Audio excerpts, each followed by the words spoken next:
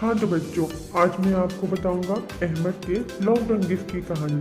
तो चलो फिर हम स्टार्ट करते हैं।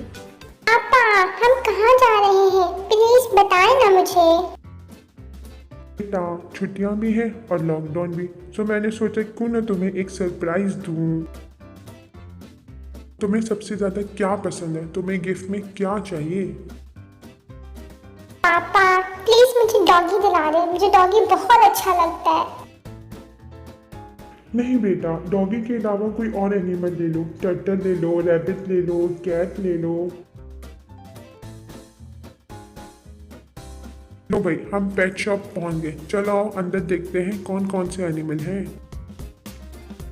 पापा ये तो बहुत बड़ी पेट शॉप है, इसमें तो बहुत मजा आएगा हमें। वो देखिए, इतनी प्यारी प्यारी फिशेस, पिंक कलर की और गोल्डन कलर की। और रैबिट भी है इन लोगों के पास, पर मुझे 2 रैबिट चाहिए। बेटा ये देखो, इन्होंने कितने सलीके से सारे एनिमल्स का खाना रखा हुआ है। पापा मुझे तो टर्टल भी अच्छे लग रहे हैं, मगर ये बहुत बड़े हैं, इनको कैसे पालूंगा? चले आए कुछ और देखते हैं। पापा ये क्या है? इनसे तो मुझे चोट लग जाएगी, ये तो मुझे बड़े खतरनाक लग रहे हैं। चले आए कुछ और देखते हैं। पापा ये क्या है और ये कौन पालता है? प्लीज बताए ना।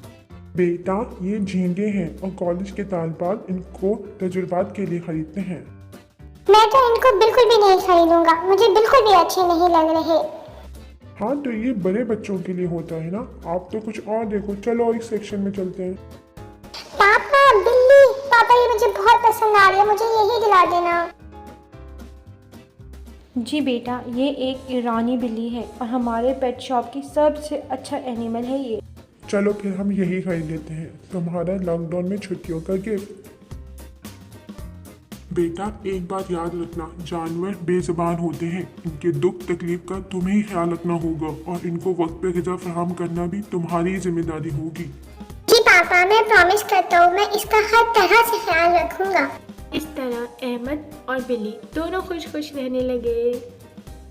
चलो बच्चों, आज की कहानी हुई ख़त्म। अब हम कल मिलेंगे। अल्लाह हाफ़िज़।